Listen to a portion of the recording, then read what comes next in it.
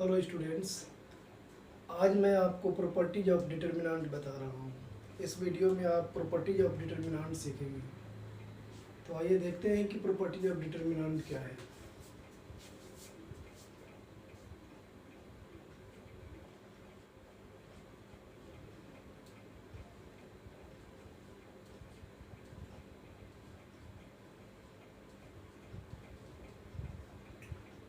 Properties of determinant.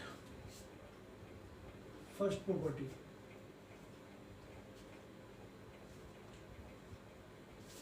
if each element of a row or column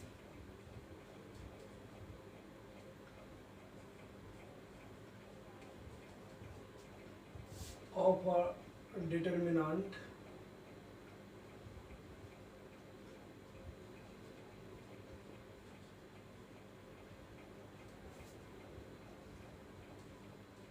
are 0,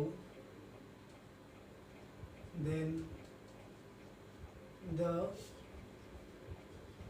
value of determinant is 0.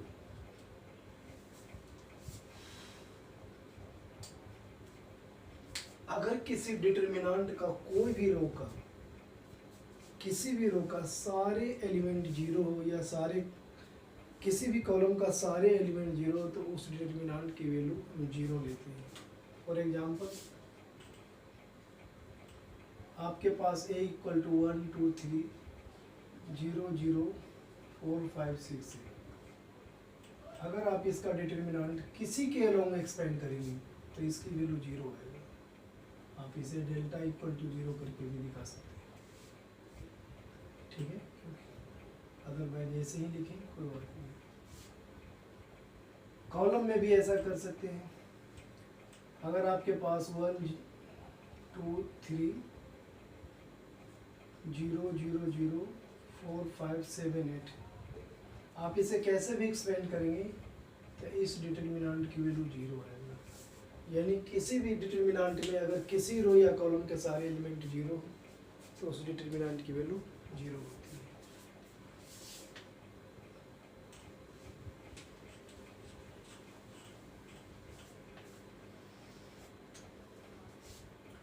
Property 2, if each element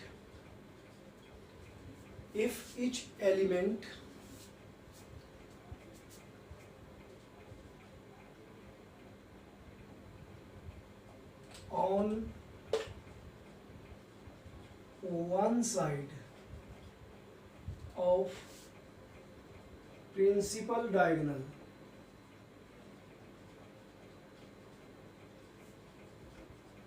of a determinant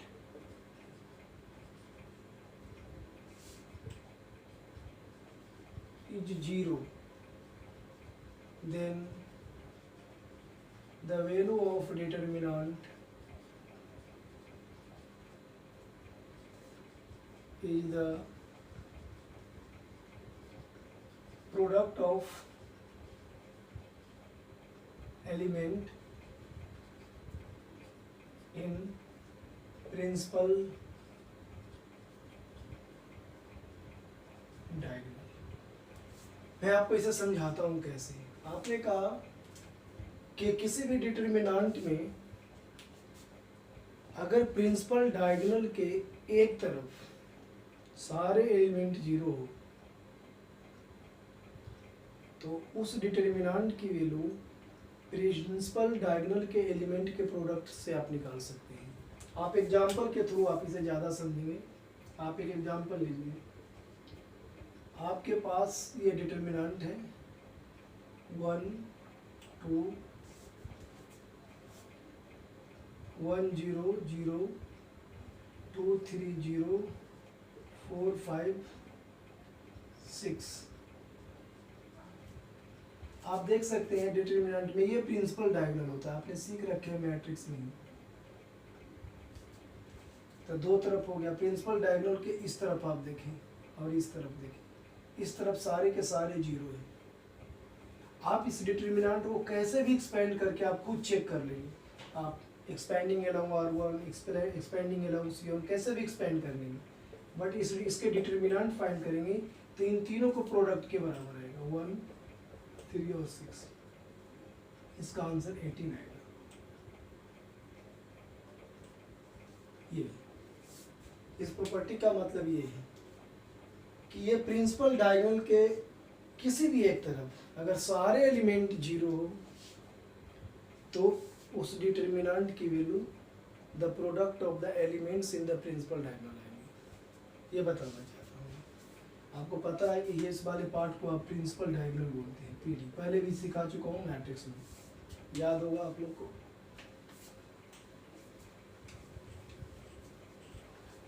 ये दो property हुआ।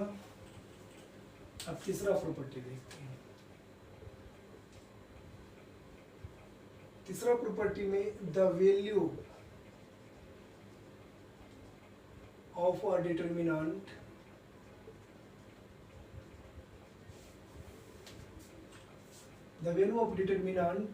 remains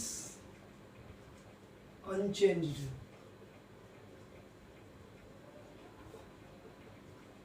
if its rows and column are interchanged। मतलब ये कि किसी भी determinant में रोज और कॉलम को अदला बदली कर दी, मतलब आप बोल सकते हैं ट्रांसपोज कर दी। अगर उस डिटर्मिनेंट को ट्रांसपोज कर दी मतलब एलिमेंट्स और रोज को कॉलम्स और रोज को इंटरचेंज कर दी तो उसकी वैल्यू पर कोई इफेक्ट नहीं आएगा, वैल्यू एज इट इज रहेगा। मैं एक एग्जांपल के थ्रू बताता हूँ। सपोज करें कि आपके पास a इक्वल टू एक डिटर्मिनेंट है 1, 2, 3, 3, 2, 1, इसमें माइनस लगा देता हूँ थोड़ा चेंज करके 2, 4, 3। अगर आप इसका डिटर्मिनेंट निकालेंगे किसी के अलोंग एक्सपेंडिंग, आपको पता है मैं इसमें एक्सपेंडिंग लिखते हैं, एक्सपेंडिंग अलोंग R1, R2 कैसे भी करेंगे। मैं डायरेक्ट कर देता हूँ क्योंकि मुझे कैलकुलेटेड है, मुझे इसकी वैल्यू याद है इसलिए मैं लिख दे रहा हूँ। तो इसकी वैल्यू 40 आएगी, आप कैलकुलेट करके देख सकते हैं। अब अगर मैं इसका ट्रांसपोज कर दूँ मतलब रोज को कॉलम में और कॉलम को रो में बदल दूँ तो क्या होगा। आप इसको ट्रांसपोज कीजिए तो 1, 2, 3, -3, 2, -1, 2, -4, 3 आता है। अब आप अगर इसका डिटर्मिनेंट निकालते हैं तो डेफिनेटली यही आएगा। आप इसको एक्सपेंड करके चेक कर सकते हैं। I have already explain how to expand the determinant to get its particular value. मैं पहले बता चुका हूँ there are 6 method, 3 by column, 3 by rows. आप R1 के अलोंग भी एक्सपेंड कर सकते हैं, R2, R3, उसी तरह C1, C2, C3 किसी के भी अलोंग आप उसको एक्सपेंड कर सकते हैं। तो दोनों ही केस में आपने यही वैल्यू पाएंगे। तो आपने ये थर्ड प्रॉपर्टी में ही सीखा कि कोई भी डिटर्मिनेंट हो अगर सारे रोज और कॉलम आपस में उसे इंटरचेंज कर दिया जाए मतलब ट्रांसपोज कर दिया जाए तो उसके वैल्यू पर कोई डिफेक्ट नहीं आएगा, आई मीन्स कोई इफेक्ट नहीं डालेगा उस पर, वैल्यू रिमेन्स अनचेंज होगा। जैसा कि आप ये देख सकते हैं मैंने इसकी वैल्यू डायरेक्टली लिख दिया है, बट आपको कैलकुलेट करके देखना चाहिए कि वास्तव में ये आ रहा है या नहीं। अगर ना आ रहा हो तो आप मुझसे डिस्कस कीजिएगा, बट ऐसा ही नहीं आएगा। इसका मतलब ये था इंटरचेंज को आप ट्रांसपोज के रूप में दिखा सकते हैं। सारे रो को कॉलम में, सारे रो को कॉलम में डाल दिया, इसलिए मैं डायरेक्ट ट्रांसपोज लिख दिया।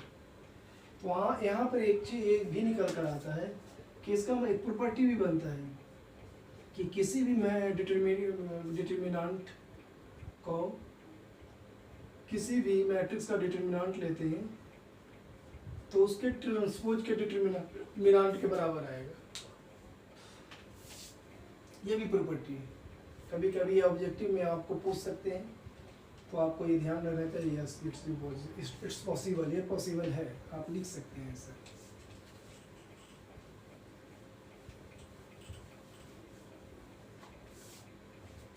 Property 4, if 2 rows or 2 columns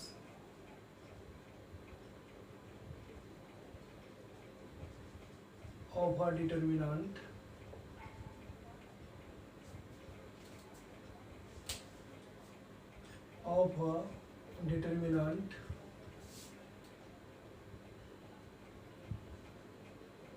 are interchanged,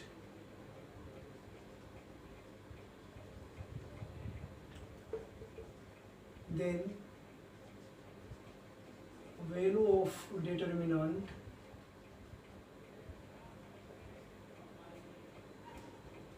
is changed by minus sign only। मतलब किसी भी डिटरमिनेंट के 2 रो या कॉलम को हम क्या कर दें, इंटरचेंज कर दें, अदला बदली कर दें, तो वैल्यू उसका सेम रहेगा बट साइन बदल जाएगा। अगर पहले प्लस में है तो फिर माइनस में आएगा। मैं एक बार फिर से उसी एग्जांपल को रिपीट करते हुए बताता हूँ आपको। मान लीजिए आपके पास ये है 1 2 3 3 2 1, ये 2 4 3। अगर आप इसकी डिटरमिनेंट फाइंड करते हैं तो आपको 40 मिलेगा। अब इसके 2 रो R1 और R2 को आप इंटरचेंज कर दें, मतलब अगर आप ऐसा कर देते हैं तो आपका ये -3 2 -1 ऊपर चला जाता है, 1 2 3 नीचे आ जाता है, ये 2 -4 3 बचता है। आपने क्या किया, इंटरचेंज किया है, 2 रो को आपस में अदला बदली कर दिया है नीचे। अब अगर इसका आप डिटरमिनेंट फाइंड करते हैं तो आप एक्सपेंड करके देखना, आपको जो वैल्यू इसकी मिलेगी वो 40 मिलेगी बट नेगेटिव मिलेगी। इसी तरह आप कॉलम में भी कर सकते हैं कि कोई भी 2 कॉलम हो, आप इसी क्वेश्चन को कॉलम से भी आप टेस्ट कर सकते हैं कि अगर आप इसमें चेंजेस ऐसे करते हैं, आप लिखते हैं अप्लाई करते हैं C1 और C2 को इंटरचेंज करते हैं, C1 ये है C2 ये है, तो आपका डिटरमिनेंट ऐसा हो जाता है 2 2 -4 1 -3 2 और 3 -1 3, ऐसा हो जाता। और आप अगर इसका डिटरमिनेंट निकालते हैं तब भी आपको वैल्यू ऐसा मिलता। इसका मतलब है कि अगर कोई डिटरमिनेंट गिवन है, इसके 2 रोज को हमने डिमांड के अनुसार, सिचुएशन की ऐसी डिमांड है कि आपको 2 रोज को चेंज करना है, इंटरचेंज अदला बदली करना है, या 2 कॉलम को अदला बदली करना है, तो उसके वैल्यू पर कोई इफेक्ट नहीं आएगा, सिर्फ साइन चेंज हो जाएगा। इसलिए आप ऐसे केस में डायरेक्ट आप ऐसे लिख सकते हैं, ये इक्वल टू ऐसा है, ये अप्लाई करने के बाद डायरेक्ट इसी वैल्यू को आप नेगेटिव में दिखा सकते हैं। हालांकि मैंने इंटरचेंज करके दिखाया, आप इसको नेगेटिव में भी दिखाकर आप छोड़ सकते हैं। अगर वैल्यू इतना करना हो तो आप यहाँ माइनस लगा कर छोड़ सकते हैं। सिर्फ आप यहाँ माइनस लगा दें, यहाँ पर क्या लगा दें, माइनस, ऐसा कर दिया तो आप इसको माइनस लगा करके ऐसा कर सकते हैं, वैल्यू को दिखा सकते हैं। माइनस इधर लगा करके इसकी वैल्यू को जैसे कि इंटरचेंज किया तो यहीं पर आप दिखा सकते हैं, ऐसा दिखा सकते हैं, क्योंकि ऐसा करने से इस पर कोई इफेक्ट नहीं आता। अगर आप ऐसा डायरेक्ट करना चाहते हैं तो, अदरवाइज आप सेट करके देखना चाहते हैं कि ऐसा वैल्यू आता है कि नहीं, तो आप इसको इंटरचेंज करें, उसके बाद आप इसको इवेल्युएट करें तो नेगेटिव में आएगा। आप ऐसा टेस्ट करके देख सकते हैं कि किसी भी डिटरमिनेंट में 2 रो और 2 कॉलम को इंटरचेंज करने पर उस जितनी भी चीज़ लिखा हूँ आप लोग प्रैक्टिकली एक बार चेक करके देखेंगे, क्योंकि मैं डायरेक्ट लिख दिया हूँ। आप इसे एक्सपेंड करके चेक करके देखेंगे कि रियल में ऐसा है।